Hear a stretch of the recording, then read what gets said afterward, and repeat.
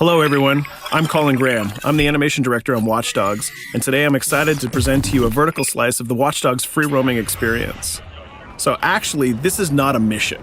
Everything we're going to showcase today is completely systemic, and we're free to do as we please. We start off in the wards, the low-income district of our interpretation of Chicago. When creating the world of Watch Dogs, we wanted to stay true to the city and give a unique flavor to each and every neighborhood, not only in terms of the architecture, but also in terms of the people that you'll encounter and what is happening in their day-to-day lives. In the wards, you'll see working-class citizens, rusty cars, gang members, abandoned houses, and low-grade pawn shops. It's really not the kind of place that you're going to want to be alone after dark. Nowadays, modern cities are increasingly managed by software, controlling traffic lights, electricity grids, and surveillance systems. In our version of Chicago, this management software is called CTOS, or the Central Operating System. The CTOS controls everything in the city, and it was created by the Bloom Corporation. Since the CTOS has been installed in Chicago, people get to work faster, the crime rate has dropped, and the communication networks are now more accessible and stable than they ever were before. It goes without saying that if everything is connected, somebody able to take over the system would be extremely powerful. At this point in the game, we don't have control over this district's CTOS system. The icons that you see over people's head mean that we cannot hack into their mobile devices at the moment. We need to find the CTOS control center, install a backdoor virus into the system to take control over all of the infrastructure in this district. There it is, the CTOS control center.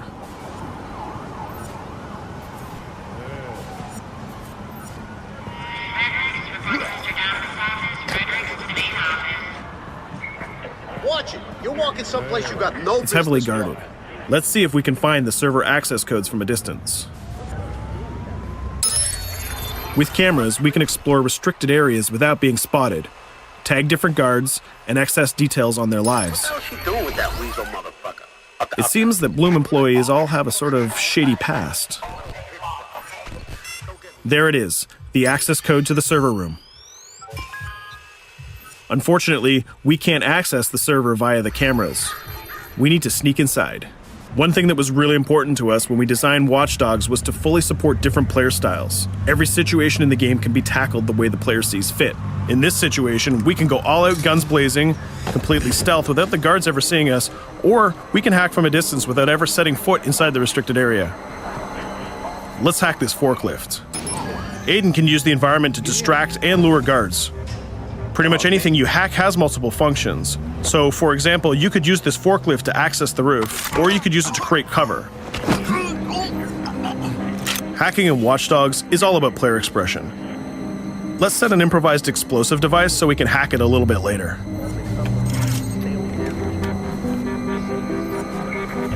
You'll also notice Aiden's low-profile stance.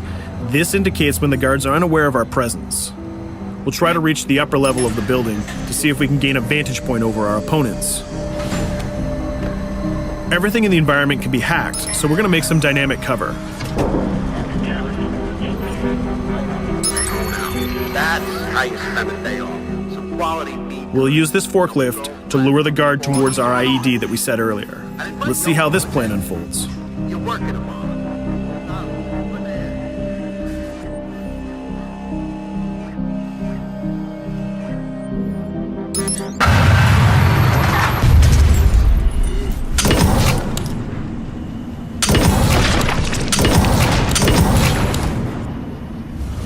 What you just saw is called focus. It represents Aiden's analysis capabilities and his quick reflexes. This gives the player more time to combine core game mechanics together, such as shooting, hacking, and driving, in order to handle more complicated situations.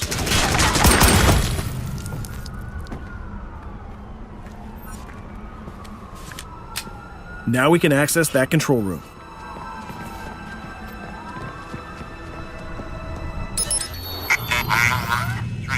Drop 2, 5.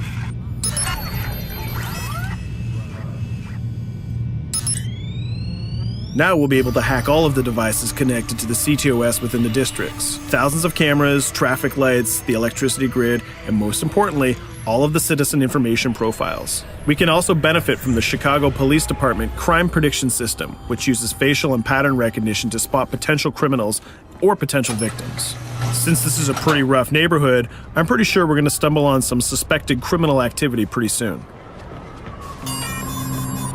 And there it is. The system just pushed an alert of a potential crime. We can see the system trying to triangulate the location on our minimap. Take note, this isn't a mission. This can happen anywhere at any time. We've just spotted a potential victim.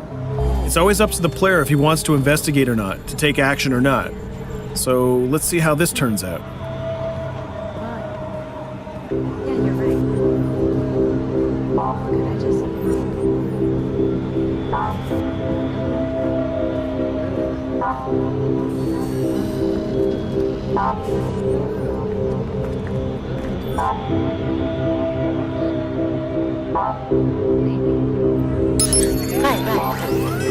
You think you're leaving me? Huh?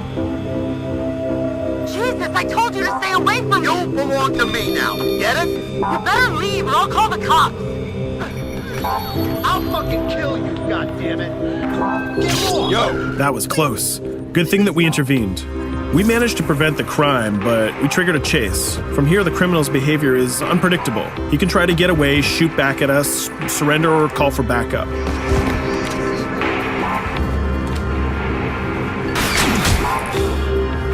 It seems like he decided to get away by car. Let's chase him down. In Watch Dogs, we have a wide variety of vehicles. Each one of them has their own unique properties and handling.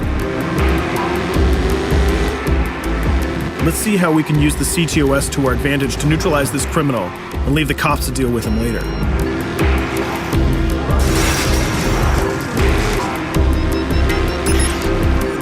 The chase stops right here. Using the blockers usually reserved for the cops during interventions, we managed to stop this criminal without killing him. This gives us a reputation bonus. This system is at the core of the Watch Dogs experience. Depending on how we handle different situations in the game, the media and the citizens will have a different perception of our hero, whether he is a true vigilante or a reckless criminal. This will have repercussions throughout the game.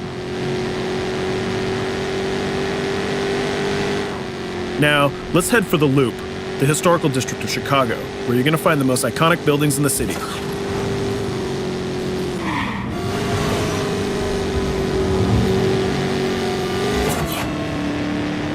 We're going to go to a gun shop to see what arsenal is available for players.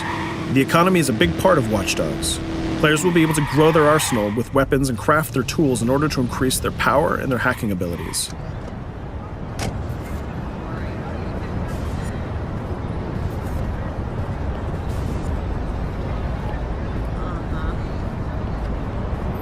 No, it's okay.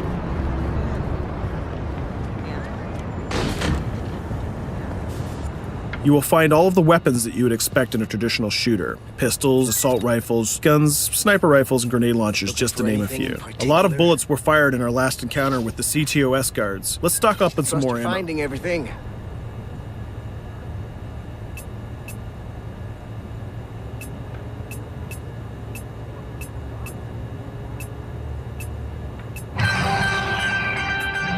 As we mentioned earlier, the media keep track of your actions and the citizens are going to react according to the perception that they have of you. Here, the media is reporting a crime in which you are the #1 suspect. The gun shop owner recognized you and decided to trigger a silent alarm to notify the police. Copy that. Possible wanted suspect presumed armed and dangerous. Police are now trying to locate the source of the threat using the surveillance system in the city, represented by the yellow circles on the minimap. Come in, PH3.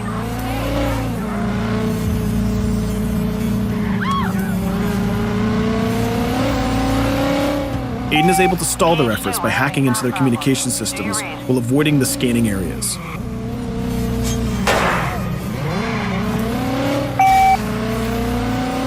PH units, do you copy? Repeat, squad to all PH units. Once they've lost our trail, we can go back to our activities.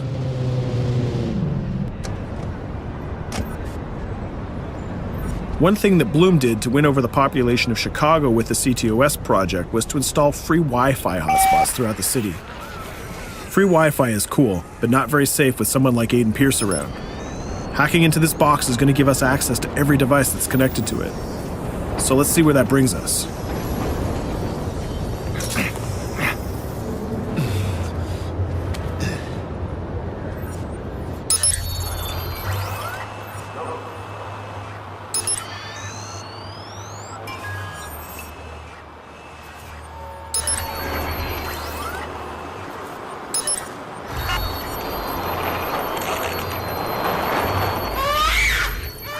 We just hacked into the webcam of a laptop. It seems that we're in the apartment of a mother and we can hear her baby crying in the background.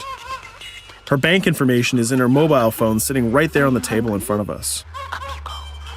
It's totally up to the player whether we decide to steal it or not. Of course, this won't affect our reputation because nobody can witness this action. Just like in real life, nothing is totally black or white, but rather many shades of gray. This is exactly the situation where we want the player to question his own morality. Let's go withdraw that money.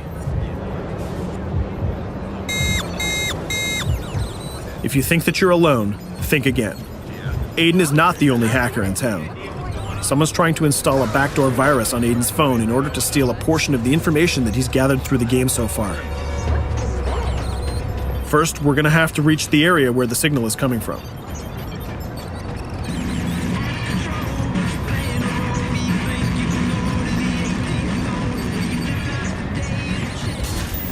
Using our profiler, we're going to try to identify the hacker before the installation finishes.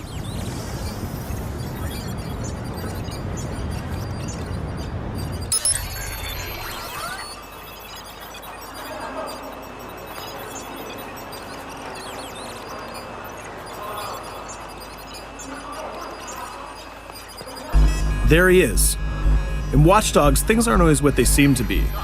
This is actually another player that seamlessly came into our single-player experience. Let's not let him get away with this. We're going to teach this guy a lesson.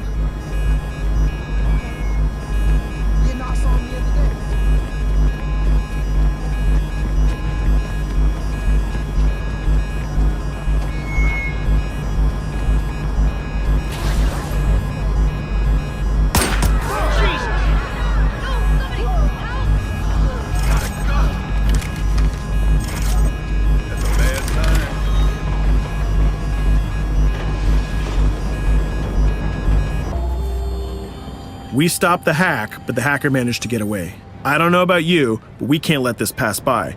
We need to retaliate. Using the grid, let's see if we can find that second player. There he is. Let's enter his game seamlessly.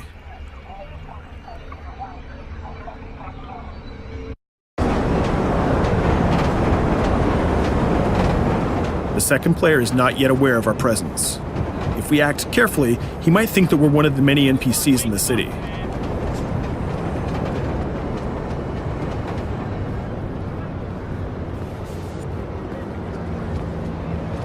What was that?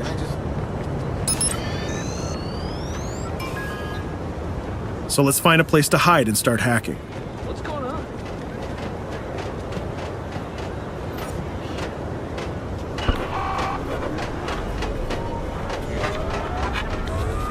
The second player has just been alerted that a breach has occurred on his phone.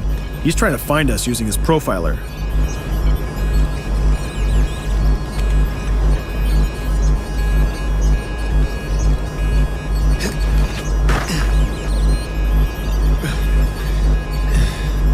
He's dangerously close. Let's hide in the car. We're spotted. Let's get out of there.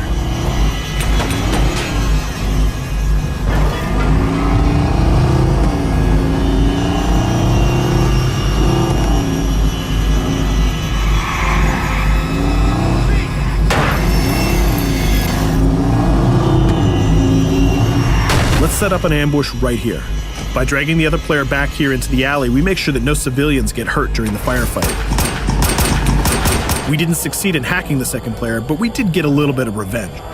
So that's what we have time for today. We hope you enjoyed our quick gameplay session. Stay tuned for more about Watch Dogs.